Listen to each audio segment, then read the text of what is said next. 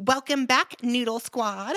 I am your host, Noel Mulkey, and you are listening to Noodle On with Noel, the podcast where we share stories, insights, and noodle on all the big and small moments in life.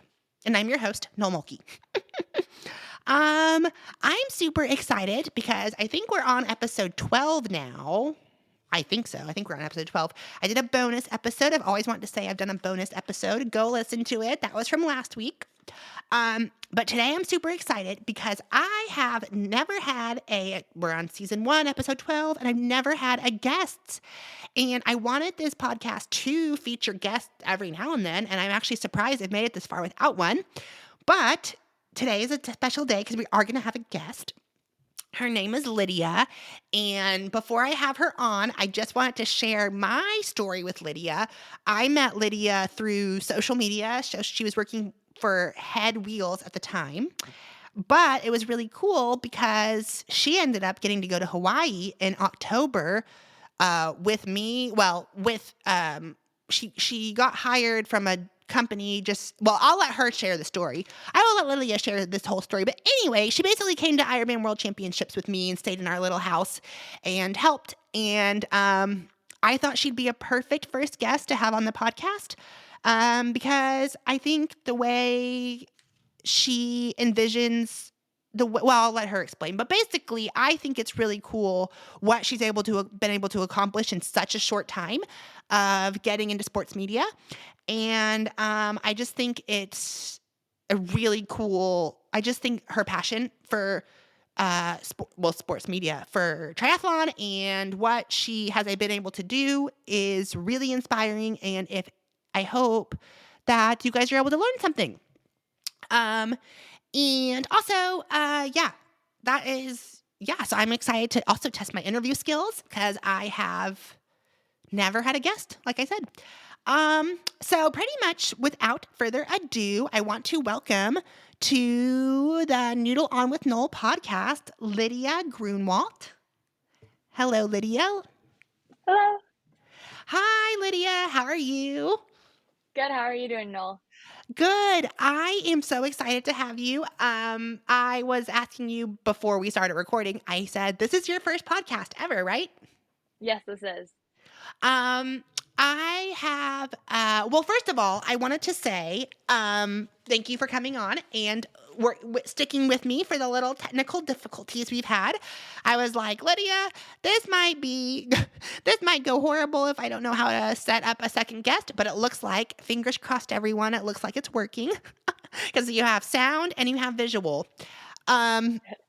But anyways, I just wanted to, so what we're going to do today is first of all, Lydia, how did we meet? Well, no, that's not, you know what? That's not a good question. No, we're talking about Lydia today. Lydia, you are our guest. So I want you to let us know, first of all, what made you how did you go from seeing triathlon to now pretty much being on the media side?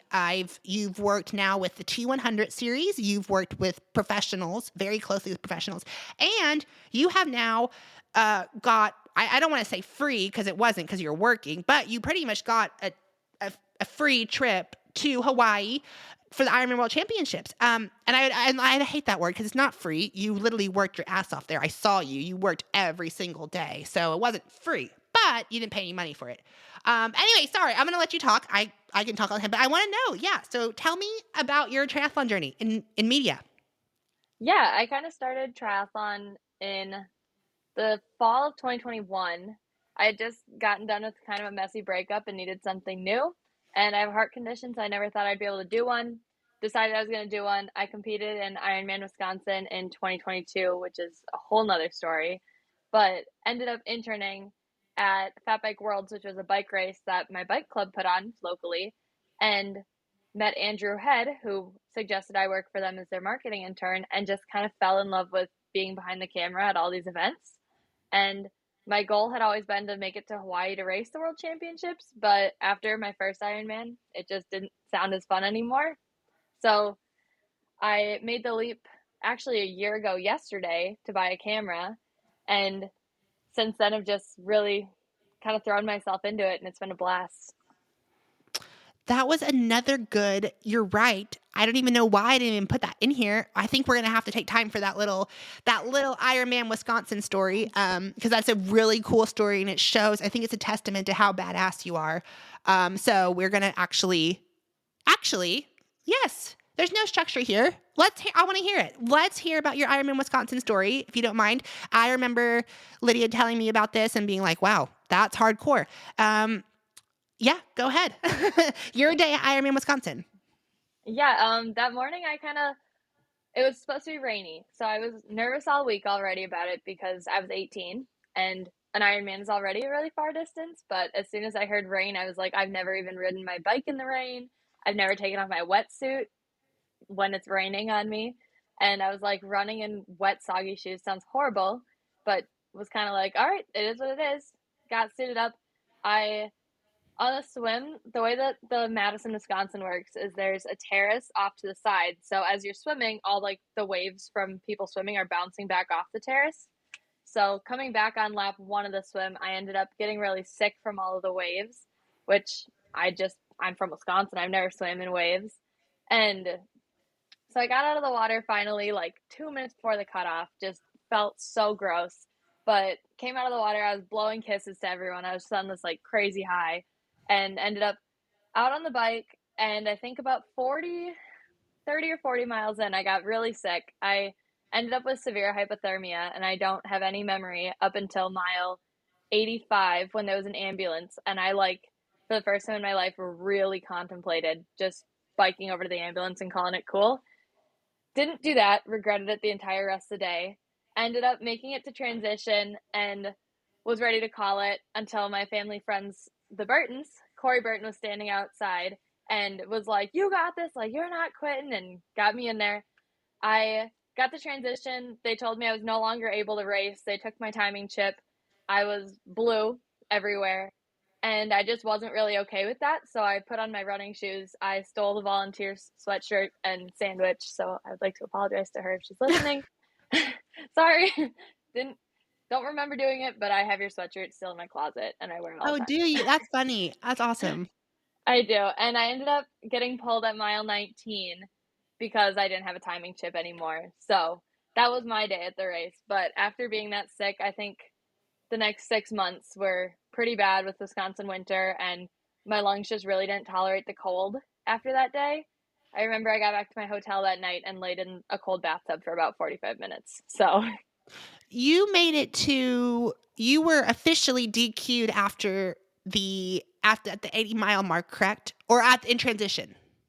technically in transition, but it never went through until mile 19 of the run when they pulled me. Which is to me, that's so freaking badass because you're already not in like a great headspace. I mean, I don't know. I guess, I mean, actually, it sounds like you were in a pretty good headspace because you kept going. But like to get disqualified, sort of, and then still be like, "Fuck that! I'm going to go. I'm still finishing this thing." And you went 19 more miles, which I think that's at least like another 3.5, 4 hours of. Yeah, I actually did do the last 6 miles of the run too. You did? The last Okay, that's what 7. I thought. You finished the Ironman. That's what I remember. I was like, you I didn't didn't. make it to. You didn't make. I You never made it got to to go mile to the finish 19, line. but you finished, right?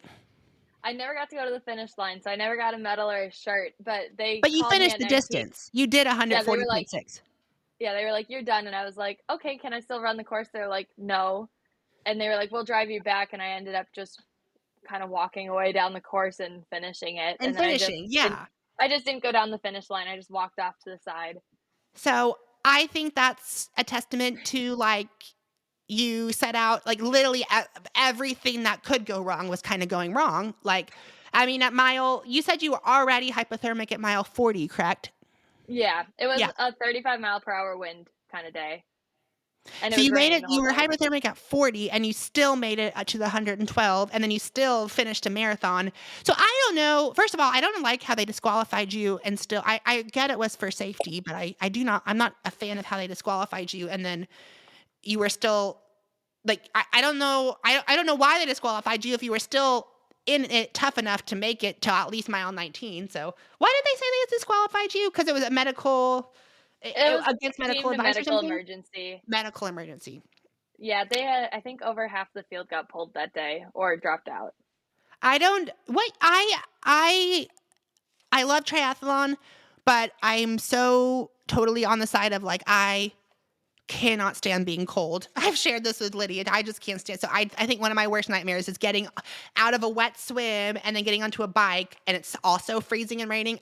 That's horrible. So kudos to everyone who finished Ironman Wisconsin that year. What year was that? That was 2022. Okay. Okay. Yeah. Wow.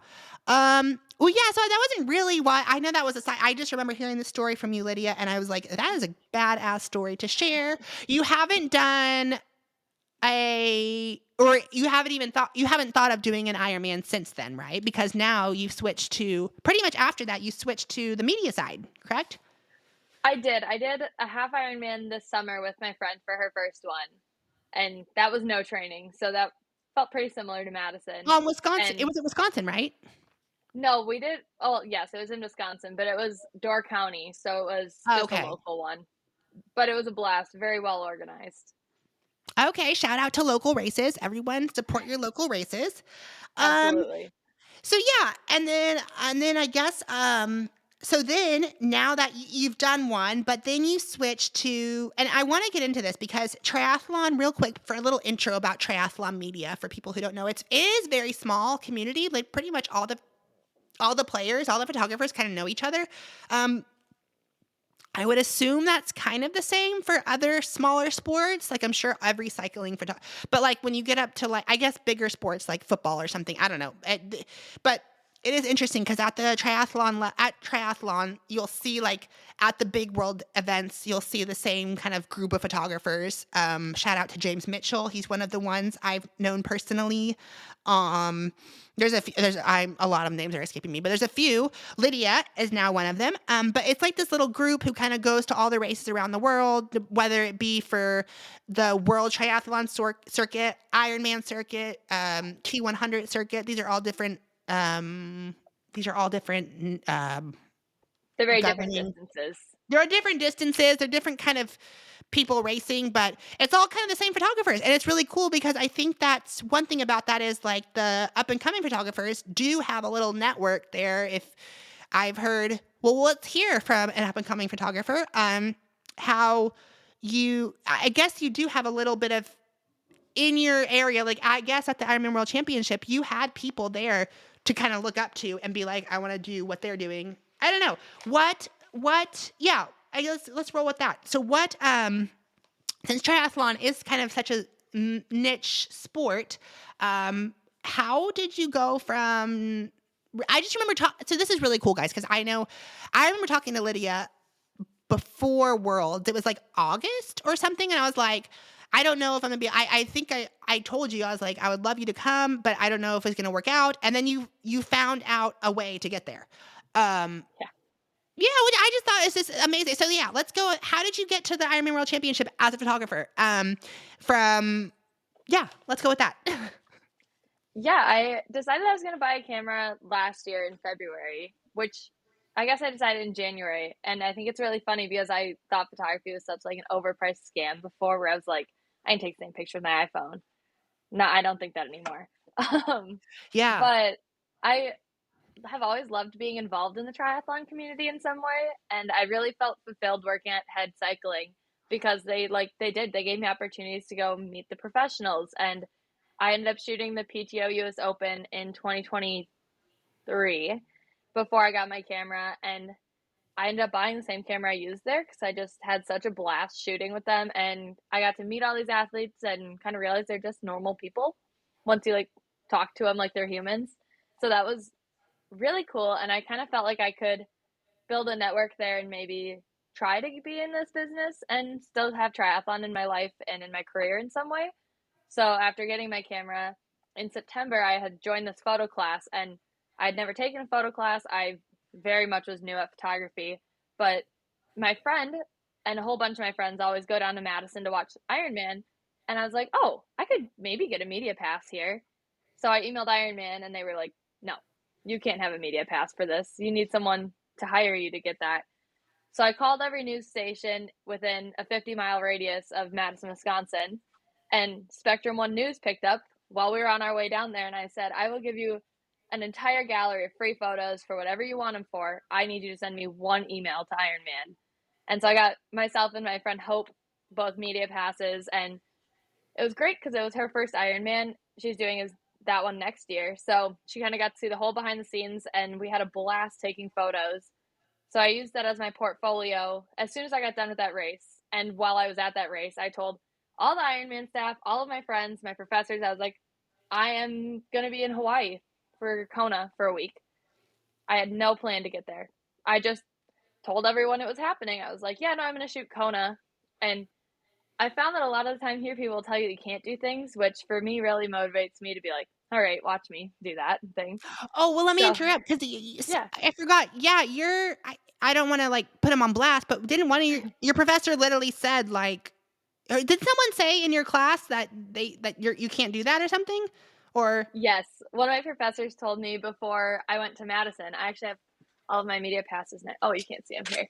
oh, show them. I Yes, should. everyone watching on YouTube. Here's Lydia's media passes. Here are all of my media Where's passes. Hawaii's? This one's my Hawaii media pass. It There's has my Hawaii, face on you it. guys.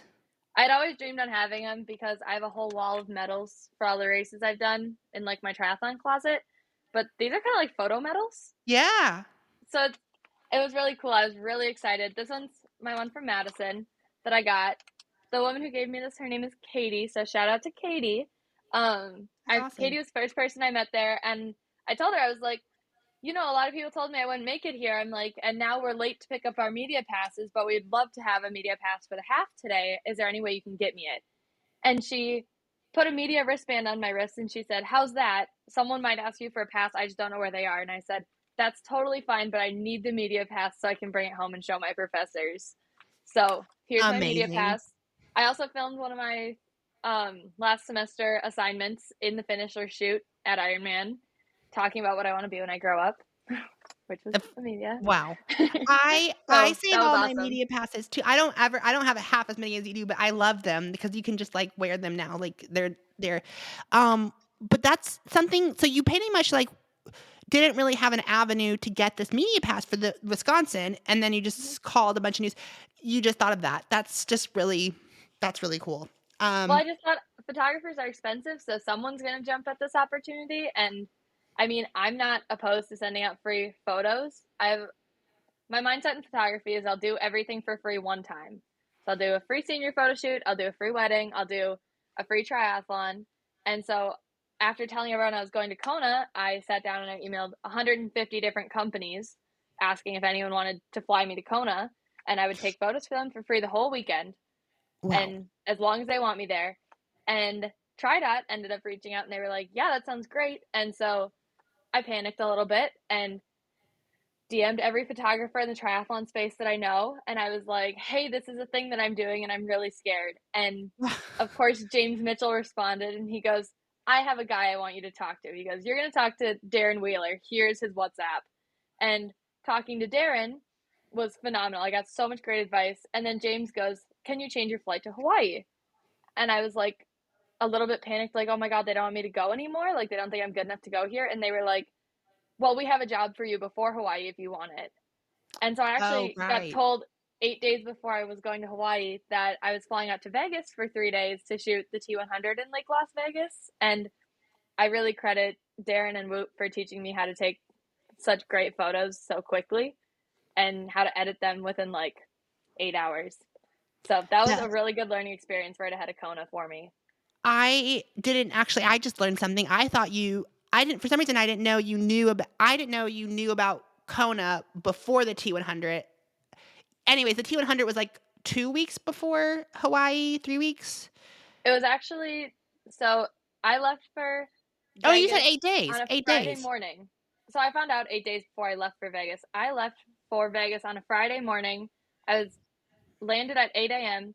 I started shooting at 9 a.m. and we shot all day Friday, all day Saturday, and then Sunday we shot all day and edited. And I left the hotel at 9 p.m., hopped back on a flight from Vegas to Minneapolis, where that's my home airport, and then got off of that plane and walked straight onto my plane for Hawaii and went and Amazing. shot for another 8 days.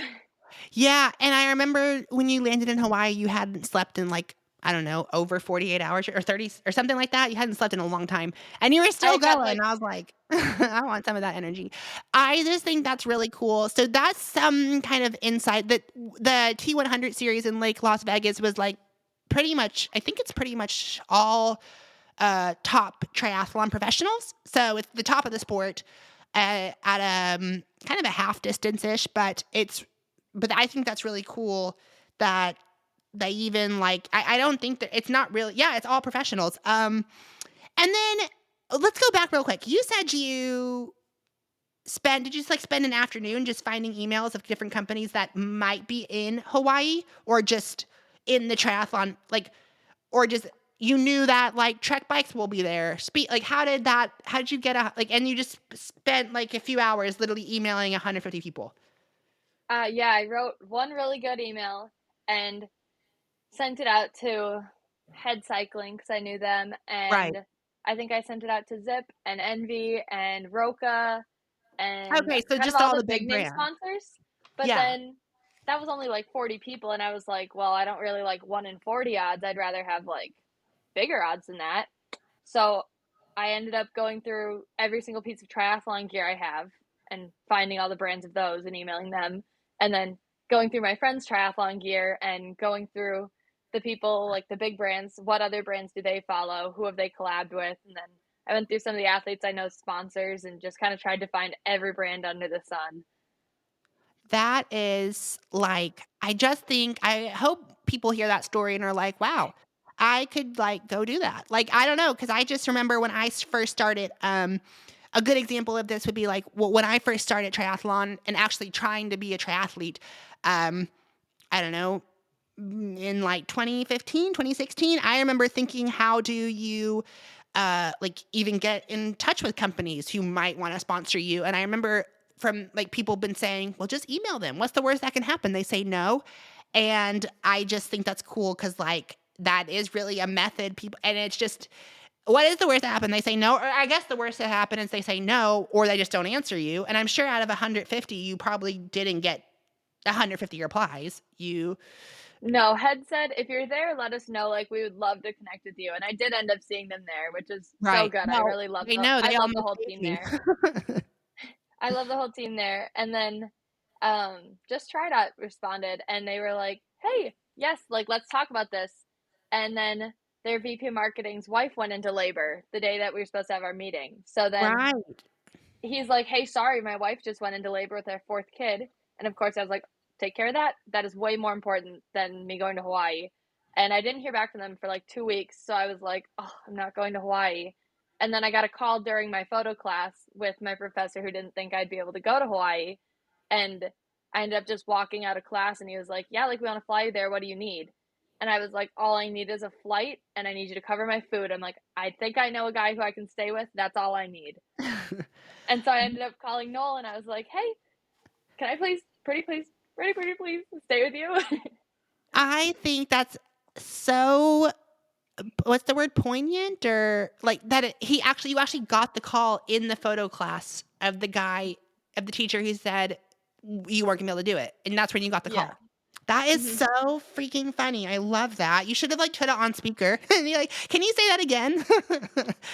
Yeah, um, the rest of the kids in my class were really supportive, which was good. I was worried that there would be like a lot of jealousy surrounding it because I have never taken a photo class and I just got a camera like in the last year. I mean, I use it every day at least, but yeah. I was Well, and definitely scared that it was going to be bad. I wanted to say also, having watched firsthand while we were in Hawaii, because the World Championships is like a festival, or I don't even know how to really I guess all kind of Ironmans, but it's just, there's always something like the entire week before this race. There's expos and athlete meetings and this and that, and you have to be at the practice swim, and it's just a whole. And I firsthand did want to say I watched Lydia work from like she was out the door before I was for my workouts and come home. She came home later than she just was out there all day working, and then you immediately come home, and then I remember she would get her laptop out and start editing. It was like all day. It was definitely something that I definitely think like, yeah, well, I know you were there for free, or I know you were, but you can definitely charge for that. Like that's definitely a big old service that like now you have the experience and say, now you're charging, Lydia. Yeah, Also, your mom oh, saved me on that trip. I would get back so late and I would be so hungry, and it was a mile walk back from where I was to get back to the Airbnb, and I'd always be out later than everyone else was up. So I'd walk alone in the dark, and like one night I had fallen and scraped my knee in front of Mark Allen and was like so embarrassed, was that's so worried right. about You my did gear. fall. And I just like came home. I felt so defeated. I was like, there were tears in my eyes. And I opened the fridge and there's a little post-it note with my name on it with dinner from Noel's mom. And I was like, I cried and I FaceTimed my mom and I was like, Mom, they're so nice. Did you And really? I I didn't know that. I did. Was Yeah, I it was asleep or something? yeah, you were asleep. It was like 8 p.m. I didn't know that. That was actually one of my questions. That was actually one of my rapid fire questions was what's the most embarrassing thing that's happened to you in photography? Because I know of the story. Oh, you were like literally on rocks or something too, right? Like, Yeah, me and Mark Allen and a bunch of the TriDot team had right behind the expo, there's this like gorgeous beach. And so right after the Parade of Nations, everyone walks through the expo as part of the end of it. And so it was super busy, but there was this like gorgeous, like pink and orange, like so vibrant sunset behind us. So I like snuck through the Kirad tent to go look behind it. And Mark Allen and the social media manager for TriDot were both over there. And they were like, oh, careful, the rocks are slippery. And Mark Allen's like, oh, yeah, like people fall on them all the time. And I was like, oh, good to know. Thank you. Like, I'll make sure I don't. And as soon as I like stepped forward, I just boom, like face planted into the rocks. My camera hit the ground. They were all like, the race hasn't even started, and our photographer just threw her camera on the rocks in the water. And I was just like, oh, my knee's bleeding. And then for some reason, no one had any band aids, even though we were across from the Curad booth. So I had these, like, this blood dripping all the way down my leg. I'm walking home alone in the dark. Of course, I have my whole camera bag, my laptop, all of my expensive gear, and then myself and a dead phone and a almost dead computer. And so I'm walking back to the Airbnb, and there's these people in a Pillar Nutrition shirt. And I was like, oh, sweet. Like someone else who's working this event, I can go and ask them for help. And I was like, can you GPS this and make sure I'm going the right way? And it wasn't a Pillar Nutrition employee. It was just a guy with their shirt on. But they saw that I was staying at Noel's Airbnb on there because Noel had sent it to me. And they were like, you know Noel? And right? so now, since they knew Noel, they helped me and I got back to my Airbnb, which was phenomenal. But I was just so defeated. They were like, are you okay? Your leg is bleeding. And it was like so dramatic. It was all the way down my leg for like this tiny little scrape. Oh, it was. I remember coming in and like I remember seeing the blood.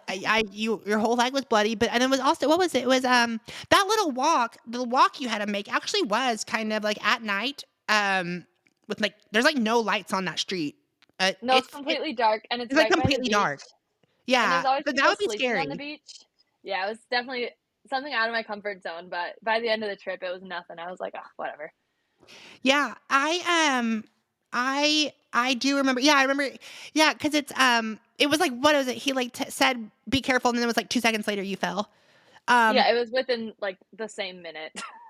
Mark Allen, everyone, for people who don't know, he's won Ironman World Championships 8 times, I think, and he's like now I guess he'd be the one that maybe even hired you for TriDot, or may had some sort of input. I don't know. He works for TriDot, correct? He does. He's one of their legends in the series. And actually, I would say my most embarrassing moment wasn't that. It was Really? meeting. No, unfortunately, no. I met Kathleen while I was there, and she had this like cool triathlon kit on, but I was shooting the kids race, so she had her 3-year-old grandson with her in a triathlon TriDot kit, and I was like, oh my gosh, can I get your picture? So I got her picture with her grandson, and I had like all these videos of them, and I was like, I don't know why she likes TriDot so much, but how cool is that? And then I met her the next day when she was getting inducted into the Hall of Fame after Wow. having talked to her multiple times and having no idea who she was. For people who don't know, she's the woman who won the race that iconic Julie Moss crawling video is of. Yeah. She's the woman who won that day. So I that don't was even good know to if I learn. knew that. I don't even know if I knew Oh, that. Yeah, Julie Moss didn't win, but that day that happened, that was the winner. yes. Okay. Yeah. So, okay. Oh man, you met a lot. You met a ton of legends. So basically, you met Yes. the people who kind of brought triathlon into like the pioneers of our sport, so to speak. I wanted to ask you real quick, Lydia.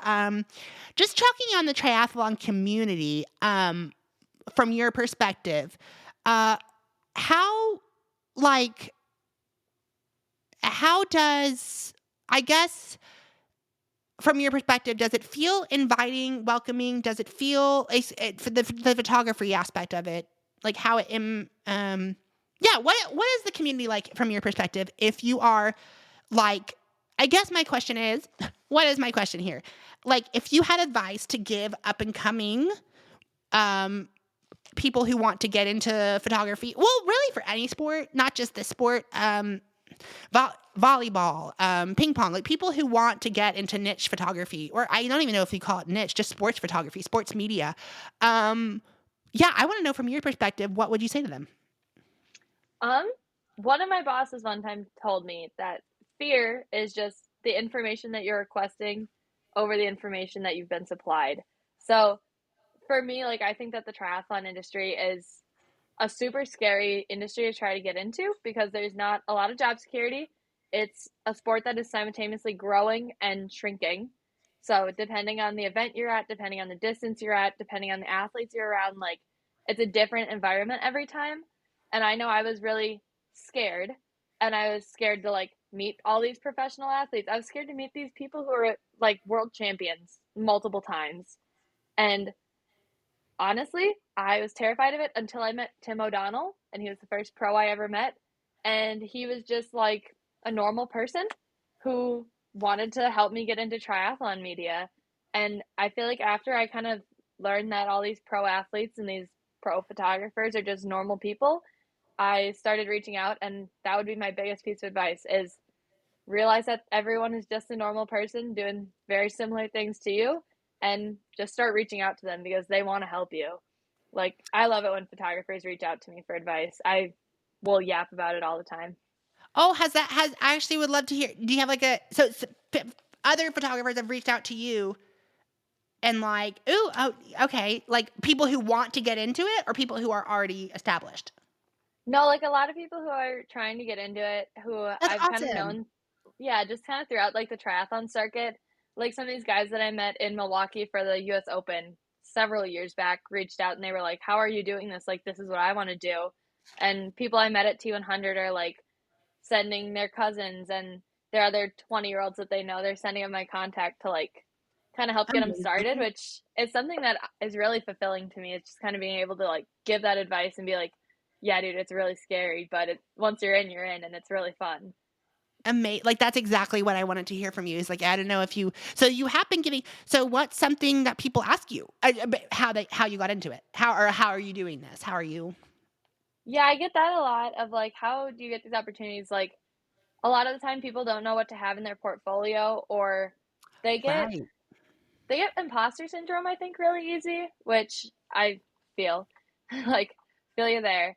But I feel like knowing that like wherever you are at is a great spot to jump in. And for me, like working for T100 was really scary because that was my first time getting paid for a triathlon. And I was getting paid and I was like learning under two other photographers. So it was like I wanted to be on my game the whole time. And having done that, like kind of throwing myself in the deep end was like the best thing I've ever done. So I would say just go for it. Just decide it's going to be fine and just go and do it. Was that your first time ever getting paid for any, not just in triathlon, just any photography, or had you been done? You've done photography before Yeah, I that you've been have. paid for your work. Yeah, just in the last Okay. year. But yes, definitely getting paid for the other stuff. But sports photography is so up in the air because I can't be like, oh, Right. can you cross that finish line one more time? Or, Yeah. oh, can you pass this guy on your bike one more time? I missed the shot. Like, It's almost you like can wedding miss senior photography. photos. Yeah, Like it's it's like very wedding photography. in the moment. It is, and you like need to know, especially when you're working for a brand, what content they're looking for. Like, what do they want it for? Are they looking for really cool pictures, action shots for their Instagram, or are they looking for photos of just their products being in use? Because those are different photos. And are we focusing on the brand or are we focusing on the athletes? Like, are these sponsored athletes that we're trying to get photos of, or just athletes using their gear?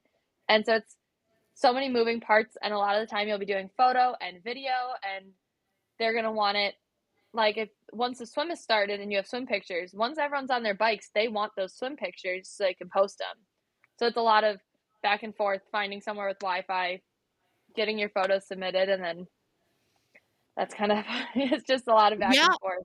Well, because right, they want if it's especially if with an Ironman distance so long, they want to put here's our athlete first out of the water while they're on the bike. You need to get that photo edited and to them, right? So they can put on their socials. That is Yeah. another. I never even thought of that. You're right. It is such a in the moment. You can't have them like come over, do the finish line again. We missed the shot. You're right. It's so. It's like what weddings are. You can't miss the wedding moments that. That is a high pressure. It's a high pressure photography job. I will say. And you're It doing is. I amazing at think it. thank Yeah, go ahead. you. I think having been a triathlete and like having done races is huge. Like if you want to be in triathlon photography, the most difficult piece of advice I'm going to give you is train for a triathlon and compete in one, because knowing how the athletes are feeling and thinking in the moments that they're doing those things is huge. Or like knowing when it's okay to cross and people won't be upset about it, and when you do not want to be in that person's way. Like you need to know when you're looking at their splits, like, oh, they're running this fast. That means I need to be here in this amount of time. And if I'm not here, I'm going to miss the shot. So it's a lot of time management and kind of understanding the full dynamic of a race day and knowing that, like, oh, they're 5 minutes from being off the bike, but they still have to be in transition. So knowing that you have like that wiggle room or you don't have any wiggle room is huge for being in the triathlon industry. Yeah, I'm trying to sit here and think like if you are a triathlon photographer, you really can't get better experience than having done a triathlon just without the camera, just to know like the format. You know that they kind of are dizzy getting out of the swim, and that's a very good point, Lydia. They definitely should probably do one. They're gonna shoot this sport. Yeah, because it is a big learning curve, a massive learning curve. There's so many moving parts with this sport. You know, you can film the bike, you can shoot the bikes before the athletes even get on them, and the day before transition. It's a lot of moving parts. I already forgot. You also said you do enjoy still photos more than video, right? Yes, previously, but now I've gotten a lot more people asking me to like if I do Oh, video okay. or can I do video. So I've been doing a lot of video for our high school swim team in town just because Okay. now that I'm a triathlon photographer, like you don't really shoot triathlons in January. So No, you don't. no, so I've been trying to practice a lot of like my swim and my running photos lately, and that's been really fulfilling doing some video stuff for them. I definitely prefer photo, but I'm leaning more into video lately than I have been photo. Good. Well, I was gonna say because yeah, in we're such a summer sport. In the winter, there's literally no races in the northern hemisphere, except No. there's a ton of running races. It's a big running race, and there's a lot of a lot of people do, and swimming. There's swimming. But yeah, we're such a and I guess indoor track. Yeah, we're such a summer sport, so that's good. So you're doing running races and stuff also, or Mhm. maybe okay. Yeah, it's been a lot of, Um, like, swim, bike, run individually, less yeah. together. So which is yeah, I was gonna say because I think it's summer in Australia right now. I travel there a lot for people who follow me, and they're just doing their like summer season. But yeah, up here we really go from like this sport really is from like kind of over in October. Even as soon as it gets cold, no one's swimming out in freezing lakes. We need open water that's warm. Um, well, okay, so I wanted to do a quick with Lydia, my first guest. We're gonna do some rapid fire questions. I was like, I know when I have a guest on Noodle On with Noel, I'm going to do a segment where I do rapid fire questions. I've always wanted to do this. I already have one that we crossed off but I actually knew Lydia was the falling one or the other one, the lady who ended up getting the reward or Yes, Kathleen McCartney. yes, into the Hall of Fame. But okay, so here we go. These are rapid fire questions with Lydia that also kind of pertain to your job. Okay. Anyways, what's your favorite sports moment you've ever captured? That you've captured?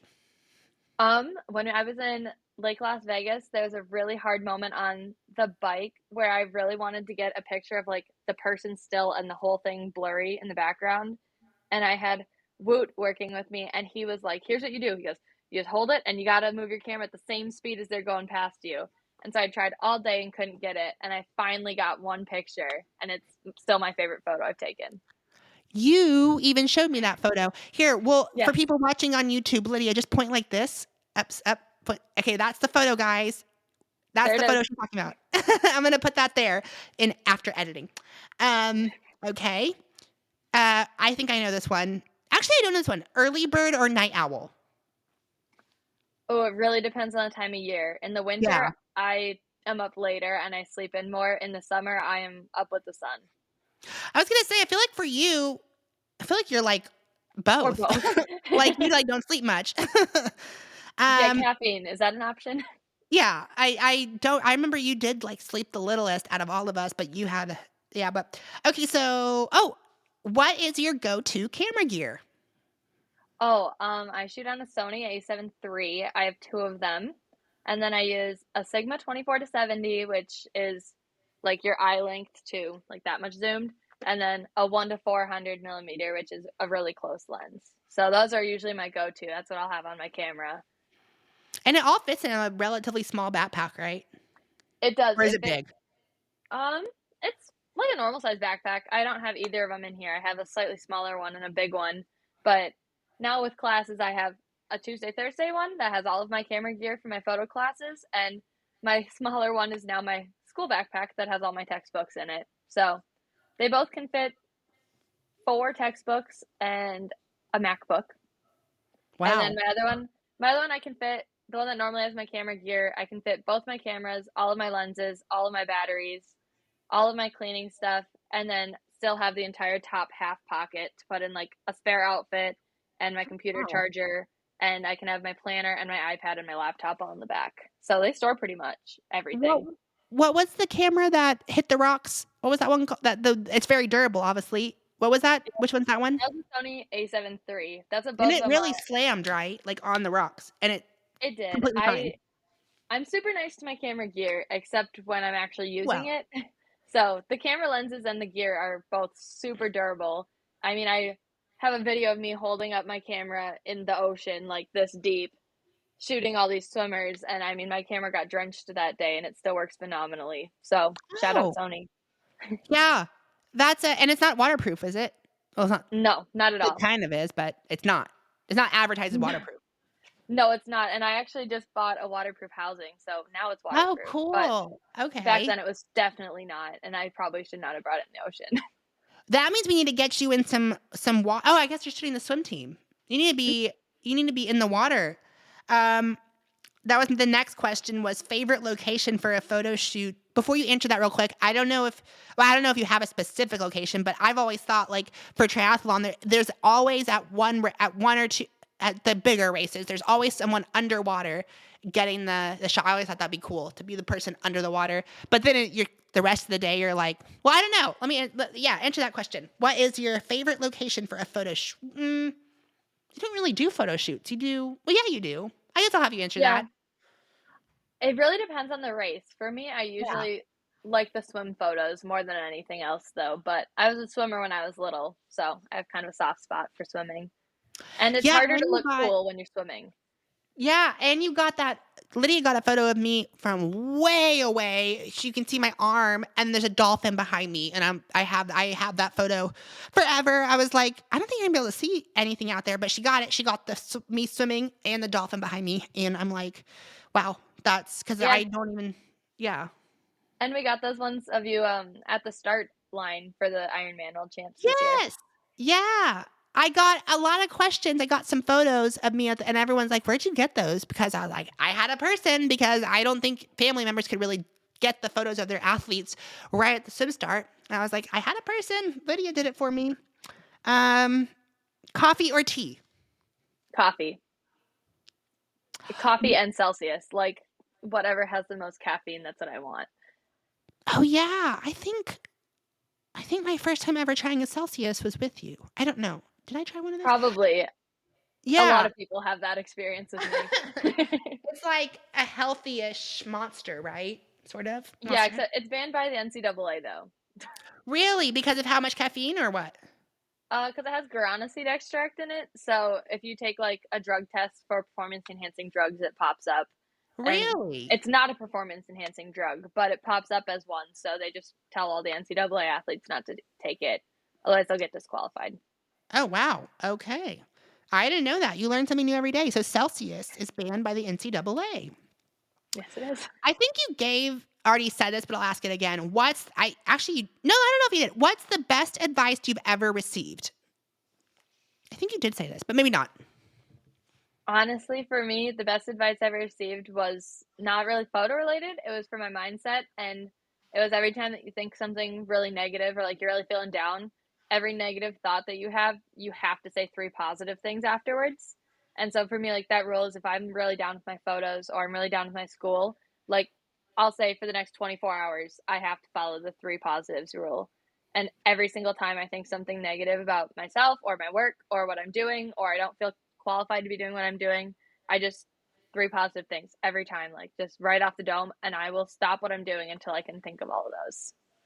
I love that. Oh my gosh. I love that. Every time you have a negative thought, think three positive thoughts. Hmm. Then it Um, cancels out. it's canceled out. Thank you for sharing that with us.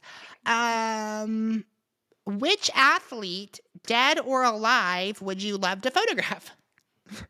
Um, What's the next question? that's so hard. I'm gonna say originally my answer would have always been Haley Chura. I just really love her kit. Honestly, I just always wanted to shoot her because she was always so colorful. And now that I've worked with her, I really do love working with her. But I'm gonna say Lucy Charles Barkley because I have wanted to meet not only her but her sister Holly for a really long time. And actually, watching the 2022 Kona World Champs documentary is what made me want to get into triathlon media. And I remember the whole day being like, I didn't know anyone in the pro world. I was just like, I want Lucy Charles to win. And Chelsea Sodaro won that year. And I ended up actually talking to her afterwards. And I would love to shoot her as well. So Lucy Charles or Haley Chura or Chelsea Sodaro. Yeah, Lucy won the world championships last year Yes. when it was just the all women's one. Yeah, and Lucy Charles is our current women's no, she's not. She's the current Last year's. Hawaii world championship winner. Laura Phillip is the Ironman world champion, defending champion. But Lucy's sister is really cool. I know Lucy's sister it basically does her entire media because she's in the same industry you are, Lydia. It's the same, Mhm. but she basically has Lucy as her athlete. So it's a pretty cool dynamic. So yeah, that would be a great little that would be great to meet them. Yeah, I really want to meet Holly Charles. Yes, you guys, and you're on the track to meet her. She'll definitely be somewhere you are in the next few years. In the next year, I bet you'll meet them somehow. I don't know how, but somehow you will. You're on track. Um, what's your biggest creative inspiration outside of photography? That'd be kind of a confusing question, but you can. I'm I'm gonna say graphic design, but Okay. in a very I'm not a graphic designer and don't really use a graphic design thing. I can actually show you if I move my computer. I when I interned at Head, I was in Italy and I made all of these and they all Oh have wow. little wheels that say Head inside of them. And they're like all of my favorite things. So Oh like wow. in this orange one, ooh, that way. You can see the wheels right here. My Yeah. wheels over here. And then the sunflower, it's in the face. So I would say definitely just little pictures on my iPad have been a lot of fun. Oh, you made all this. So that was like the goal was to like hide a wheel in all of them or something. Yeah, and then I printed them all out on mixed tiles and they hung up in my office for a really long time. Okay, that's actually really cool. Yeah, that's really cool. And then I guess the last one was, if you weren't a photographer, what would you be doing? What would you do? Oh, probably still racing triathlon in some form. But before I decided I was going to go to college for marketing, I was going to be a lawyer. So That's right. potentially You in law did say school. that. Um, were Still you consideration. you? you're done. You aren't doing law school anymore. No, I might go back and do it later in life once I Okay. kind of settle down and have kids and can't travel every weekend for photography. But right now, I'm just really looking for jobs in the triathlon industry. Well, speaking of that, well, not of that. Speaking of kids, not kids. You just got married, or you just got proposed to, right? Yep, I'm engaged, Congratulations, and Lydia I cut just my got finger on it. engaged. What is it? It's my ring, and I cut my finger on it hanging a towel the other day. So don't mind. Oh, that's a cut. Oh, okay. Yes, Sorry congrats. about I that. saw that. I forgot to say congrats at the beginning of the podcast. Yeah, Lydia just got engaged. Um, yeah, that was pretty much all my questions. Is there anything you'd want to share other than anything else you want to leave us with? I think I think people can learn a lot from last year of what you've done to get yourself to these events. And like, I just think that's super. I'm just impressed I'm just very impressed. And I just think if you have anything else to add, let us know. I want to hear more if you have anything. Yeah, definitely just anyone reach out if they have questions and they want to learn more, or they just need someone to tell them their work is good when they think it's bad, or they just need help or advice, anything. Like, reach out to myself and any other triathlon photographer or sports photographer. I have not ever had a photographer tell me, no, I will not help you, or no, I'm not going to give you a tip, or have an hour-long meeting with you so I can tell you what gear you should get. Like, photographers want to help other photographers. So definitely reach out to anyone that you're looking up to. Yeah, that's a good point. Like, they're not like if you DM people, they're not like all dicks. Like, they're all like Yeah. they're nice. Like, they're not going to be like they'll help you. Like, you basically, in your experience, other photographers want to help other photographers. They want to help. Yes. And even though like you're in the same industry and you're technically like competitors, you can send 40 photographers to the same spot and you'll get a different picture every time. So I feel like photo, especially in this industry, is something so unique because they're like welcoming with open arms. And a lot of the photographers that have kind of been running the scene for a while are getting towards retirement. So they want to like push Pass us the in. torch. And yeah, they're like, this is your thing now. Like, go take it away. Like, here's all of my tips. Here's what I would do. Like, I'm gonna hold your hand through this whole race is what Darren did for me in Lake Las Vegas, and I learned so much. And so many people are willing to do that. I've had multiple offers from photographers to go shoot with them. So definitely seek those people out.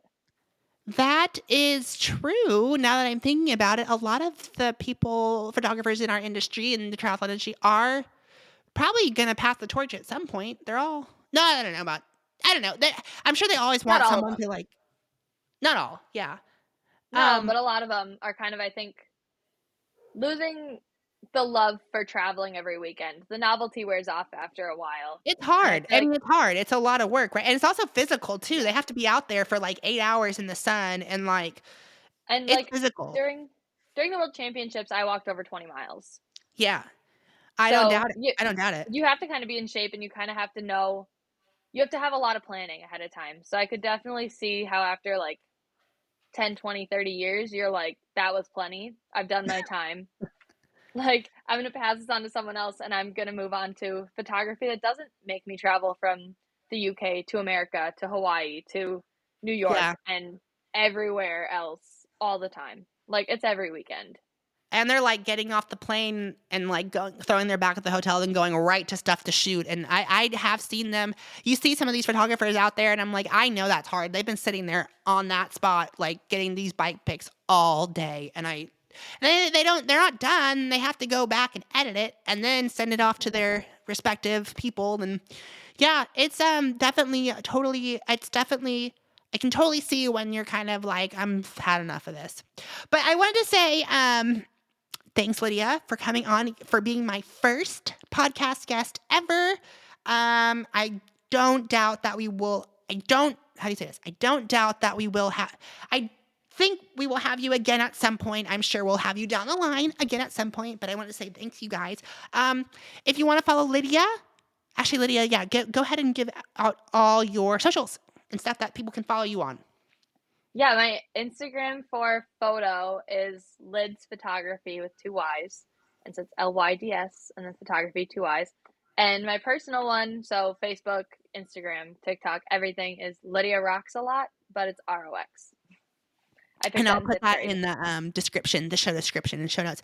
But thank you so much for being a guest, Lydia, and I Yes, will thank talk you for to you having me. soon. Yes, thank you all for having me.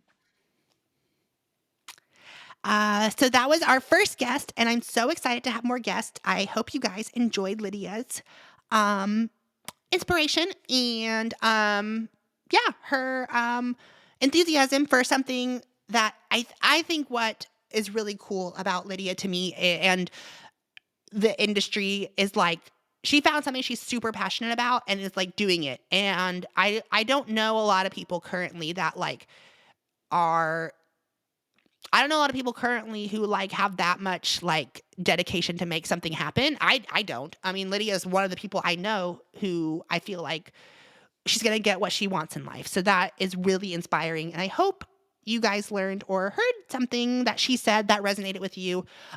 She's also super personable. So if you want to reach out to her, like she said, go reach out to her. I'm sure she'll DM you back pretty fastly. But that was my first guest. That was my first guest on the podcast. And that's this week's episode, Lydia. And I hope you guys enjoyed that. If you have guests you have wanted to see or want to hear me interview, leave it in the comments below. And if you are enjoying the Noodle On with Noel, if you're enjoying my show, please go rate, review, and like, subscribe, all of the fun stuff. This has been another episode of Noodle On with Noel. And thank you for tuning in. And I will see you next week.